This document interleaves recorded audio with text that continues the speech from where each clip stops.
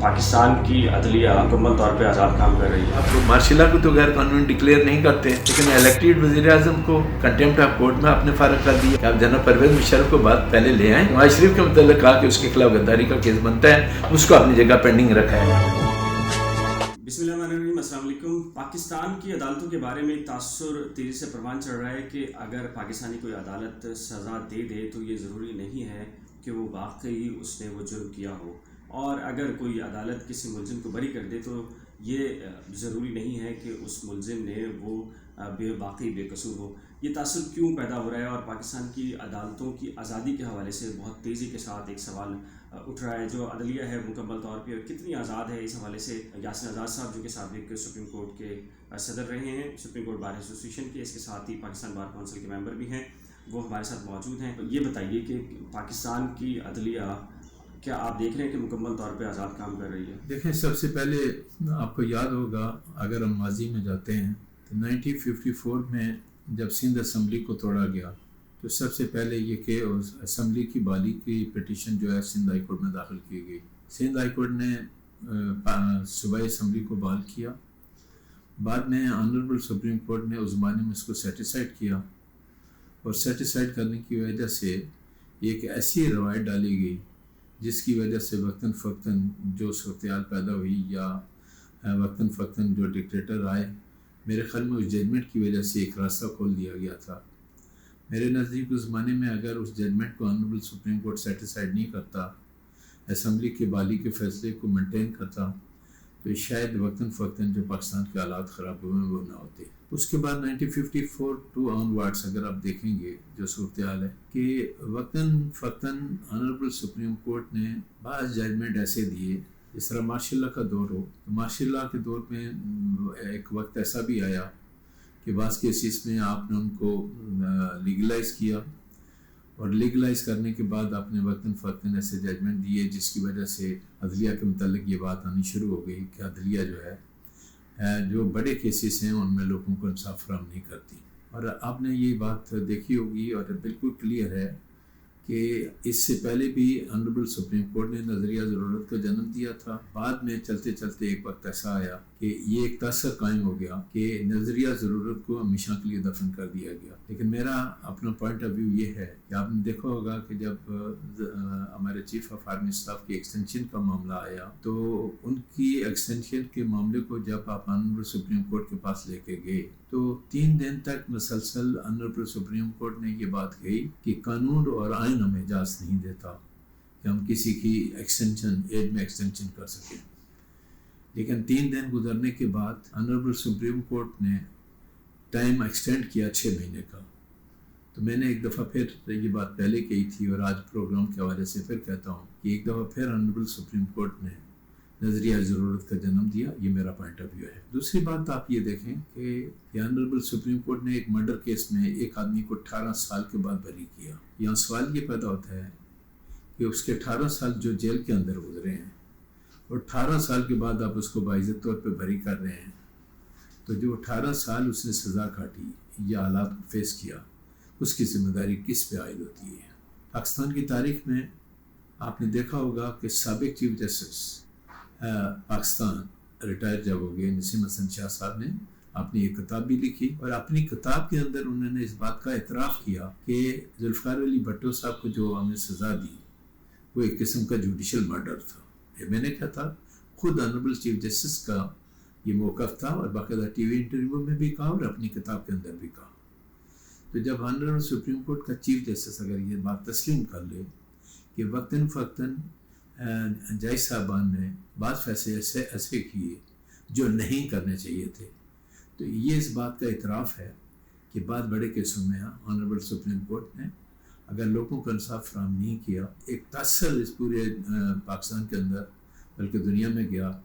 और वह तासर ये था कि ऑनरेबल सुप्रीम कोर्ट हो या हाई कोर्ट हो, इंसाफ के तकाज़ों को पूरा नहीं कर रहा। अदालतों में देखते ही हैं कोई ब्यूरोक्रेट सरकारी ऑफिसर पेश होता है और कोई गैर कानूनी साइन कर चुका होता है या कोई दबाव होता है हुकूमतों की तरफ से, वज़रा की तरफ से,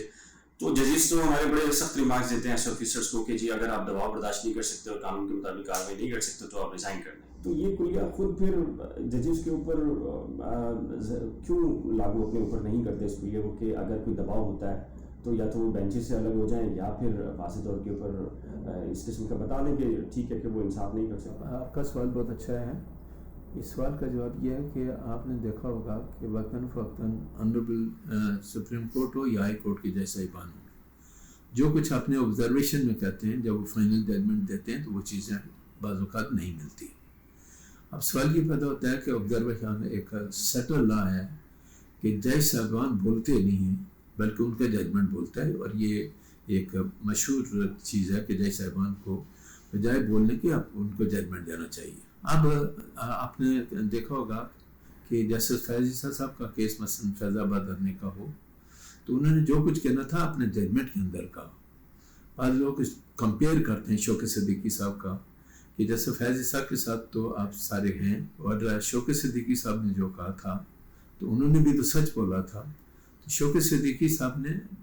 جو باتیں بات کے اندر بولی وہی اپنے ججمنٹ کے اندر بول لیتے، ہم وہ پوزیشن ڈیفرنٹ ہو جاتی ہے اور ہم ان کا ساتھ بھی دیتے ہیں. آپ دیکھ لیں کہ بعض ججمنٹ کے حوالے سے جس طرح پاناما کیس میں آپ نے ایک وزیر اعظم کو سزا نہیں دی بلکہ اقامہ کے گراؤنڈ پہ دی. کیس سارا تھا جو اقامہ کا، لیکن آپ نے ایک ڈفرینٹ ایشو پہ جا کر ان کو سزا دی اور ڈسکوالیفائی کر دیا. اچھا، آپ کہہ رہے ہیں کہ ججز بولتے نہیں ہیں ریمارکس کے اندر اور فیصلوں کے اندر ان کی الفاظ ہی نہیں، لیکن وہ جو پھر یہ بھی تو ہے نا، دیکھیں کہ ایک نواز شریف سابق وزیر اعظم کو نااہل قرار دے دیا گیا اور پھر وہ جو نظم لکھ دی گئی گاڈ فادر، تو وہ بھی یہ بھی تو ایک مسئلہ ہے نا کہ اگر ججز بولیں گے ججمنٹ کے اندر بھی تو وہ کس حد تک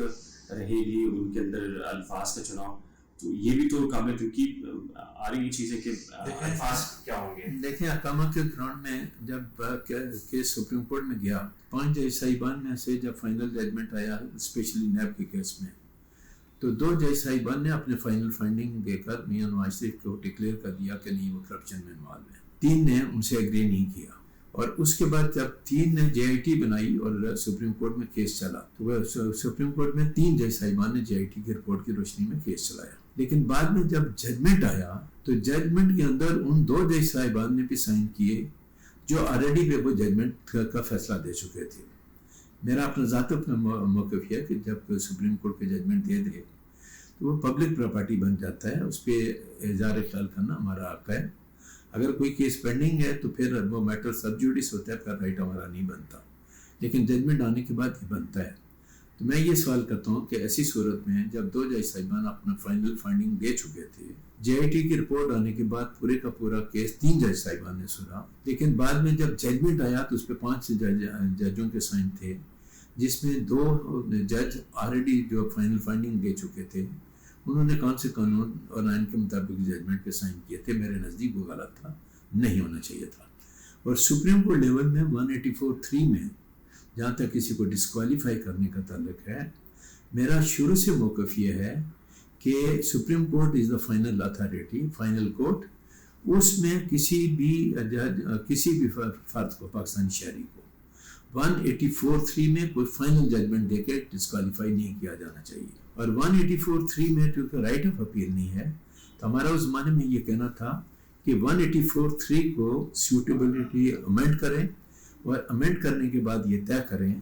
کہ اگر سپوز آنریبل سپریم کورٹ کوئی ججمنٹ دیتا ہے 184(3) میں، that is right of appeal ہونا چاہیے، اور پھر وہ زیادہ ججز بیٹھ کے اس کو سنیں. پولیٹیکل کیس میں ارشد ملک کی ویڈیو کے آپ لے لیں تو وہ پولیٹیکل کیس ہی ہے جس میں یہ سارا پریشر بلٹ اپ ہوا. اس سے پہلے نیب کے جتنے عرصے سے نیب کا قانون آیا 99 سے، اور اس کو آپ نے اس کا نفاذ 1985 سے کیا، تو آپ اس نیب کے قوانین کے مطابق دیکھیں تو اگر کوئی ججمنٹ میں کسی نے آواز بلند کی تو وہ پولیٹیکل کیسز کے اندر کی ہے. مثال کے طور میں آپ کو بتاتا ہوں کہ میرے پاس ایک نیب کا کیس تھا، ان تینوں آدمیوں کو 7 سال کی سزا ہو گئی، پلس 2 فائن ہوا، اور 2 فائن نہ دینے کی صورت میں 2 سال سزا ہوئی. ابھی آنریبل کورٹ نے 4 سال کے بعد ان کو بری کر دیا. پھر وہ بات آتی ہے کہ وہ جو 4 سال کا پیریڈ گزرا وہ کہاں گزرا. لوگوں کو بولنے کا حق بنتا ہے کہ میں دیکھیں بعد میں ہائی کورٹ سے بری ہو گیا، میرے ساتھ انصاف نہیں ہوا. تو میں یہ سمجھتا ہوں کہ فیصلہ کرنے سے پہلے جو کچھ آپ اوپن کورٹ میں، یہ میں پھر جوڈیشری کی بات کرتا ہوں، جو کچھ آپ کہتے ہیں، چونکہ کوشچن آنسر آبزرویشن بہت زیادہ آتے ہیں، لیکن فائنل ججمنٹ جب آتا ہے تو اس میں وہ آبزرویشن نہیں آتے.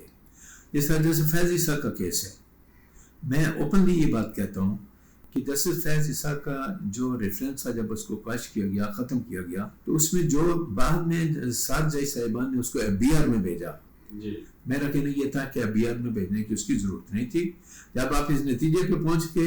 کہ ریفرنس ہی غلط فائل ہوا، آپ نے اس کو کر دیا، تو فردر آپ کو ڈیٹیل میں جانے کی ضرورت نہیں تھی. اور یہی وجہ ہے کہ اس سمے آپ نے کہا FBR میں اس کا الٹیمیٹ رزلٹ یہ نکلا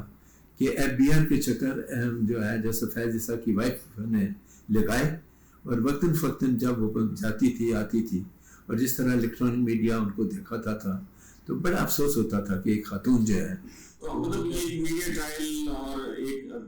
پروسیس کا حصہ بنانا اس کو، تاکہ میڈیا اس کو ہائی لائٹ کرے، اور میڈیا ٹرائل کر کے ان کی جو عزت نفس ہے اس کو مجروح کرنا یا ٹارگیٹ، یہ آپ کہنا چاہتے ہیں؟ بالکل یہ کہنا چاہتا ہوں. اور اسی طرح میں یہ کہتا ہوں کہ شوکت عزیز نے جو ایلیگیشن لگائے تھے وہ بڑے سیریس ٹائپ کے ایلیگیشن تھے، ان پہ انویسٹیگیشن ہونی چاہیے تھی. انہوں نے کہا تھا کہ ان لوگوں کی مرضی سے بنچ بنتے ہیں، وہ اپنی مرضی سے آپ کے سے فیصلے کراتے ہیں، تو یہ سیریس ٹائپ کے ایلیگیشن تھے. لیکن آصف سعید کھوسہ صاحب جب چیف جسٹس پاکستان کے بنے تو ان سے بڑی امیدیں تھیں کہ وہ کرمنل سسٹم کو ٹھیک کریں گے، ان سے یہ توقع کی جا رہی تھی کہ عدلیہ کا کھویا ہوا مقام تو وہ واپس آئے گا. لیکن وہ ہم نے دیکھا کہ عام کیسز کے اندر تو ان کے ججمنٹس بہت اچھے بھی آئے اور بہت تیزی کے ساتھ بھی آئے، لیکن آخر میں آپ جیسا کہ آپ نے خود کہہ دیا کہ 3 دن تک وہ خود یہ کہتے رہے کہ جی آئین اور قانون میں کہیں نہیں ہے کہ ایکسٹینشن ہو سکتی ہے، پھر اس کے بعد دے دیا انہوں نے. تو ظاہر ہے کہ جب کمپرومائز اوپر سے ہوگا تو نیچے تو اس کے اثرات آئیں گے نا. آپ نے جو ذکر کیا کہ یہ صحیح ہے کہ آصف سعید کھوسہ صاحب نے 184(3) کا استعمال نہیں کیا، اور چیف جسٹس بننے کے بعد انہوں نے کوشش اس بات کی کہ 184(3) کے تحت کسی کے خلاف کوئی زیادہ کارروائی نہ ہو. لیکن سوال یہ پیدا ہوتا ہے کہ آصف سعید کھوسہ صاحب نے گو کہ کرمنل کیسز جو سپریم کورٹ میں پینڈنگ تھے ان کی ڈسپوزل پہ بڑی توجہ دی، لیکن بعد میں سپریم کورٹ کا جو فیصلہ چیف آف آرمی اسٹاف والا آیا، اس میں جسٹس آصف سعید کھوسہ صاحب کے فیصلے کی وجہ سے عدلیہ کی ساکھ کو پھر ایک دفعہ نقصان پہنچا. اس ایڈمیشن کے بعد کہ قانون اور آئین اجازت نہیں دیتا، اس کے باوجود آپ نے راستہ دیا، جس کا مطلب ہے کہ ایک طاقتور آدمی کے سامنے پھر آنریبل سپریم کورٹ نے کمپرومائز کیا اور وہ فیصلہ کیا، اور پھر آپ نے بعد میں وہی معاملہ پارلیمنٹ میں بھی گیا، اور پارلیمنٹ نے بھی جو کچھ کرنا تھا وہ کیا، اور اس کے بعد آپ نے ایک وشواس کریٹ کر دیا.